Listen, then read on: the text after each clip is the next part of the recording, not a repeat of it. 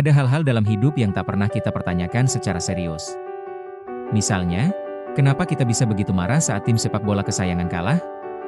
Kenapa seseorang bisa menangis di depan layar televisi hanya karena satu bola tidak masuk ke gawang? Dan kenapa, untuk alasan yang tidak sepenuhnya rasional, kita bisa merasa hidup ini lebih bermakna ketika klub yang kita dukung juara liga? Sepak bola, bagi sebagian orang, adalah hiburan. Tapi bagi sebagian lainnya, ini adalah agama tanpa Tuhan. Dan The Big Bang Theory karya Pangeran Siahaan adalah semacam kitab suci dari mereka yang tidak puas dengan jawaban sederhana atas cinta terhadap permainan ini. Ini bukan buku statistik. Bukan pula buku sejarah. Ini semacam curhat panjang seorang pengamat yang melihat dunia dengan lensa bola dan menemukan absurditas di mana-mana. Maka, video ini bukan cuma tentang bola. Ini tentang kenapa manusia butuh sesuatu untuk dipercaya. Sesuatu untuk diteriakkan. Sesuatu yang bisa membakar semangat dan terkadang membakar stadion. Suatu hari, seorang teman saya marah besar.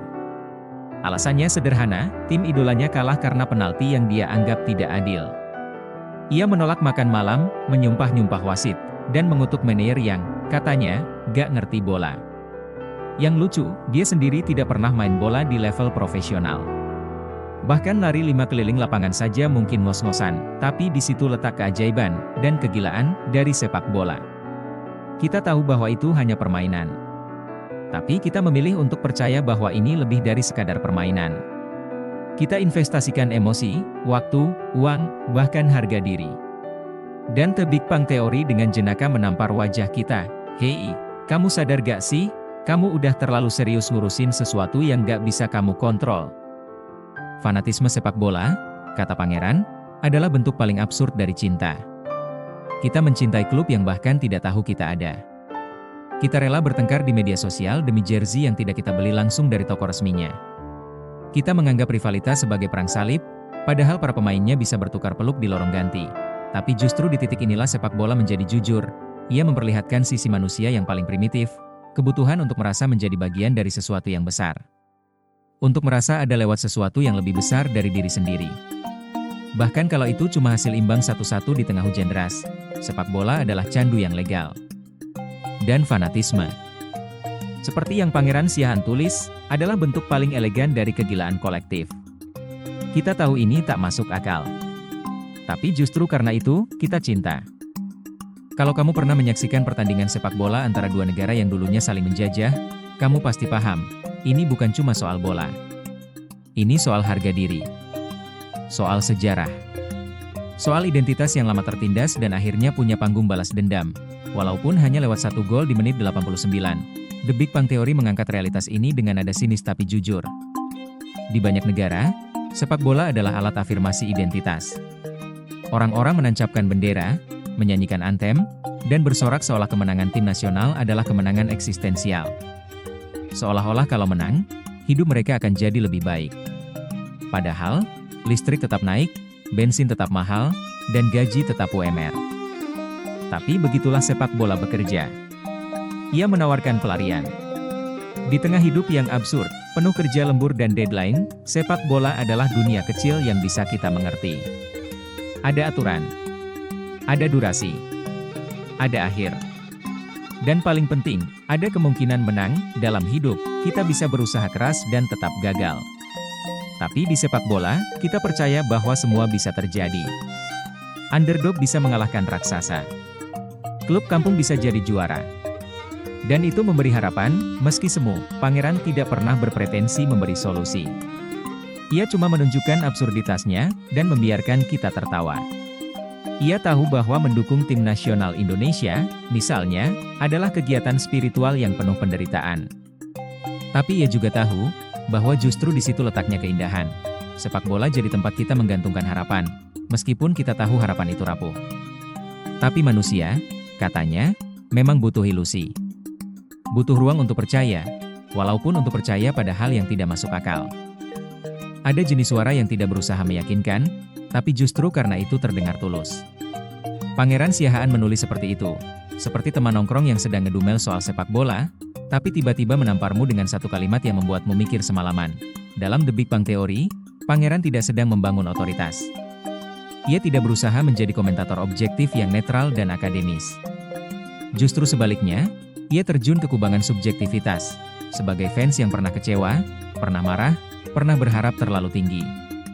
Ia menulis dari bawah, dari kursi penonton, dari layar laptop, dari tribun yang basah oleh hujan dan harapan.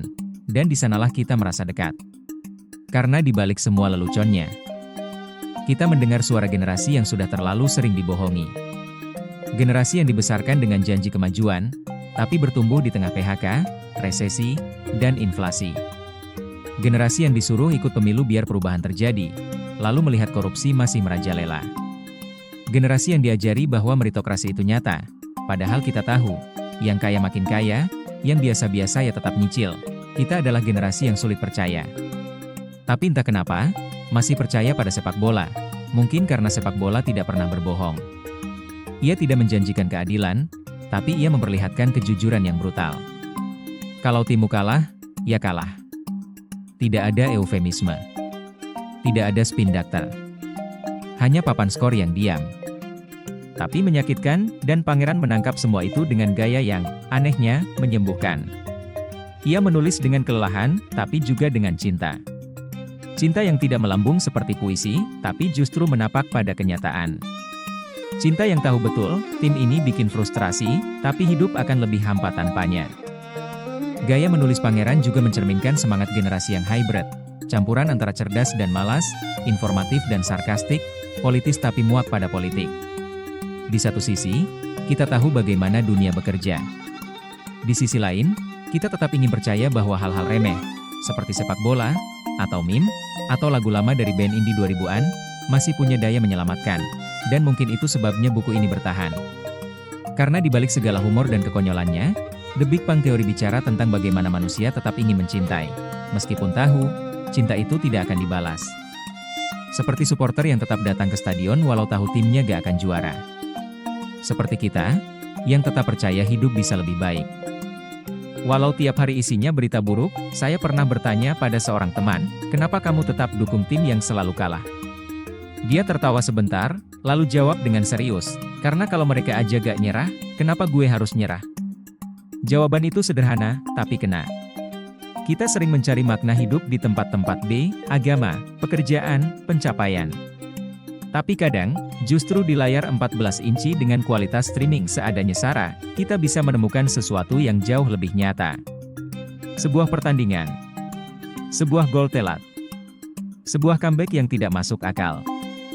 Dan hati kita bergetar tanpa alasan, The Big Bang Theory mengingatkan kita bahwa sepak bola bukan sekadar olahraga. Ia adalah cara manusia menghadapi kenyataan. Dalam dunia yang penuh ketidakpastian, sepak bola memberi kita struktur. Ada kick-off, ada halftime, ada injury time. Dan kadang, ada keajaiban di menit 93. Tapi lebih dari itu, sepak bola adalah cermin dari hidup itu sendiri. Kita masuk ke pertandingan dengan harapan. Kadang kita unggul cepat, lalu kebobolan di injury time. Kadang kita merasa semua tak adil. VAR yang bias, kartu merah yang ngawur, taktik yang gak jalan. Tapi kita tetap main. Tetap nonton. Tetap berharap. Mungkin hidup memang tidak adil. Tapi sepak bola tidak pernah menjanjikan keadilan. Yang ia tawarkan hanya satu, kemungkinan. Dan selama masih ada kemungkinan, kita akan bertahan, kita tidak mendukung tim kita karena mereka selalu menang. Kita mendukung karena mereka mau bertanding. Karena mereka datang ke lapangan, meski tahu lawannya lebih kuat. Karena mereka mewakili sesuatu yang lebih besar dari skor, keberanian untuk mencoba lagi, dan barangkali, itu juga alasan kenapa banyak orang yang hatinya remuk oleh hidup tetap datang ke stadion. Atau nonton bareng di warung kopi. Atau sekadar buka Livecore tiap menit, berharap angka berubah. Karena di balik semua itu, ada ritual. Ada semacam doa yang tak terucap. Ada harapan kecil bahwa kali ini, hidup mungkin akan sedikit lebih baik. Dan di situ, saya pikir, kita menemukan makna yang tidak bisa dijelaskan dengan statistik. Seperti kata Pangeran Siahaan, ini memang absurd, tapi justru karena absurd, kita bisa tertawa. Bisa menangis. Bisa merasa hidup, sepak bola, seperti hidup, tidak harus dimengerti. Ia hanya perlu dijalani, dengan sepenuh hati, meski kadang penuh kekalahan, dan barangkali, itu sudah cukup.